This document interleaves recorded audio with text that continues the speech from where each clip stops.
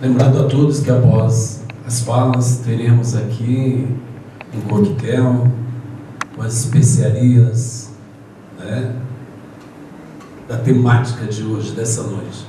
Convidamos a todos agora para atentamente acolhermos e ouvirmos o professor Valdir Rampinelli, professor da UFSC, que fará uso da palavra.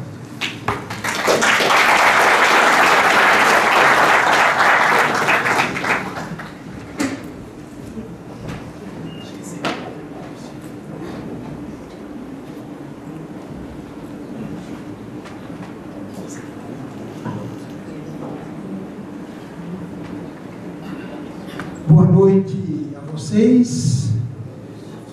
Quando me convidaram para esse evento, eu disse à pessoa que eu trabalho América Latina, mas ele insistiu e gostaria que eu viesse falar sobre o conflito Israel-Palestina. E eu não me furto, venho. E vou dar algumas pinceladas históricas sobre esse conflito e, obviamente, colocar nele a minha posição. Quando surge o Estado de Israel, em 1948, ele aparece com o apoio das potências imperialistas de então. Na realidade, se tentou frear o nacionalismo libertador e o anti-imperialismo árabe. Este foi um dos objetivos iniciais do Estado de Israel. E claro, esse Estado então aparece com o apoio dos países imperialistas de então e também com a cumplicidade das monarquias da Península Arábica. Eu diria que Israel, por exemplo, mostra claramente quando chegou a bombardear Teherã, a capital do Irã, invadiu o Líbano para assassinar os palestinos refugiados, proíbe a pesca a mais de 4 quilômetros da costa de Gaza para maltratar o povo, destrói as casas e as plantações dos palestinos, principalmente as oliveiras centenares, construindo residências de colonos judeus na Cisjordânia, dividindo esta região em pedaços, sem união geográfica entre si, para impedir a construção de um Estado palestino viável. Realiza atos de pirataria em alto mar, contra barcos que levam ajuda humanitária aos habitantes de Gaza, inclusive matando seus tripulantes. Bloqueia Gaza, impedindo seu comércio e seu trabalho. Deixa Gaza às escuras, inviabilizando o funcionamento dos hospitais, o armazenamento de comida e de água potável, apostando na propagação de epidemias que dizimem os palestinos. E a guerra de 67, a guerra dos 6 dias, nada mais que um arranjo em que Israel com os Estados Unidos estabelecem uma política para a região. Tudo isso, muitas vezes, condenado pela ONU e pelos organismos internacionais, Israel desrespeita olimpicamente. Bom, diante desse aspecto, o que faz Israel? Constrói, e é uma construção ideológica, a palavra holocausto. Sou contra a palavra holocausto. Me baseio num judeu, Norman Finkelstein, a indústria do holocausto. O que houve não foi holocausto, foi genocídio. É preciso dar nome. O que houve foi um genocídio. Na realidade, o conceito construído no pós-guerra para apresentar o judeu como um povo que sofreu os horrores do nazismo, esquecendo-se dos ciganos, dos eslavos, dos deficientes, dos dementes e dos comunistas, esta construção pelos judeus tem como objetivo justificar a sua luta sem trégua e a busca de um território a qualquer preço. Para isso, fazendo a solução final para os palestinos. Para os judeus sionistas, só houve um holocausto, o deles. São 2 dogmas principais que sustentam a estrutura do holocausto. O primeiro, o Holocausto marca categoricamente um acontecimento histórico único. Não é verdade. Genocídios nós tivemos em todo o mundo. Genocídios nós tivemos na América Latina. Acaba de ser condenado na Guatemala Efraim Rios Monte por genocídio. Ele matou em 1982 1.780 indígenas maias ixchiles e quase eliminou uma etnia. E ele foi condenado por genocídio, porque o genocídio é quando você tenta eliminar uma determinada etnia que tem determinadas características. Portanto, o genocídio é algo que acontece em várias partes do mundo. E quando você usa o termo holocausto, você está dizendo que ele é único. Não é. O termo holocausto é uma construção ideológica. E segundo, o holocausto marca o clima do ódio irracional e eterno dos não-judeus pelos judeus. E claro, essa propaganda do holocausto pelo mundo, ela se reproduz nos museus.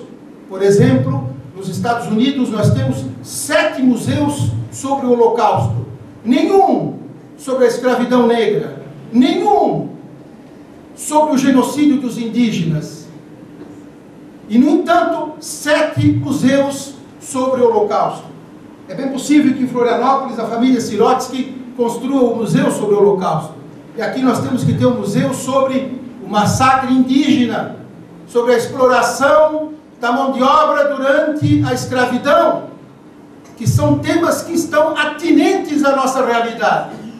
Eu não sou contra a criação do museu do holocausto, que não é holocausto, é genocídio, mas do lugar em que ele aconteceu. Senão o museu se torna uma arma ideológica, obviamente para defender determinados interesses. Bom, diante disso, nós precisamos condenar essa política, porque é uma política expansionista. E aqui eu diria que essa política israelense chega também na América Latina. É bom lembrar que Israel, com seu Estado, apoiou as ditaduras da América Central, principalmente as ditaduras que praticaram genocídios na América Central. E aqui eu quero citar 2 delas. 2 ditaduras de segurança nacional na América Central. A da Guatemala e a da Nicarágua. A da Guatemala com vários ditadores que se sucederam. Entre eles, Efraim Rios Monte, condenado pelo genocídio que eu falei. E a da Nicarágua, principalmente com Somoza. A política internacional de Israel apoiou essas ditaduras, principalmente com assessoria militar e vendendo armas. As empresas israelenses também, ligadas na Colômbia aos paramilitares que atacavam principalmente os camponeses que defendiam as suas terras. Essa política de Israel também apoiou o apartheid na África do Sul. E o apoio de Israel em todas essas regiões, obviamente, ocasionou milhares de mortes. Bom, diante disso, qual seria a solução? É preciso ter uma solução para o problema. Porque o conflito entre Israel e a Palestina não é um conflito religioso. É um conflito de ordem política. É um conflito em que aí aparece o colonialismo, em que aí aparece o expansionismo territorial. Qual seria a solução para isso? A solução os palestinos têm. A solução está dada. É preciso que, em primeiro lugar, se reconheçam 2 estados soberanos. O que é um estado soberano?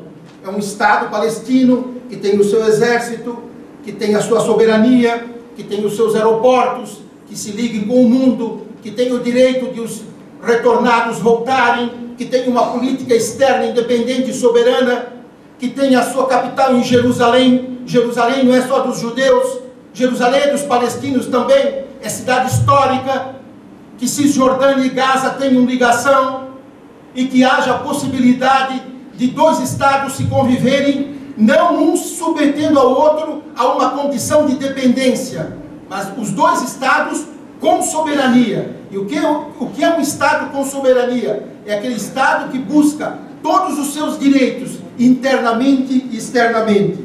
Enquanto não houver isso, eu não vejo possibilidade para uma solução. E agora nós estamos aí praticamente começando a terceira intifada. A primeira foi lá em 1987, a segunda foi lá em 2000, e agora estamos começando praticamente a terceira. Um professor chamado Majid Shihadi, da Califórnia, lembrava que essa intifada, ela está sendo diferente das outras, porque ela é mais espontânea, ela não está ligada a partidos ou movimentos políticos, e nela os palestinos aparecem pela primeira vez, diz ele, muito mais unidos. Tanto é que ele cita Cisjordânia, Gaza, Jerusalém Leste e a Galileia. Portanto, eu penso que o Brasil, diante desse conflito internacional, precisa apoiar, como tem apoiado em alguns momentos, mas precisa apoiar muito mais a existência de um Estado palestino livre e soberano. Eu penso que esta é uma luta de todos nós e é fundamental o movimento em todos os lugares do mundo se manifestarem, porque só assim nós vamos ter uma Palestina livre. Muito obrigado.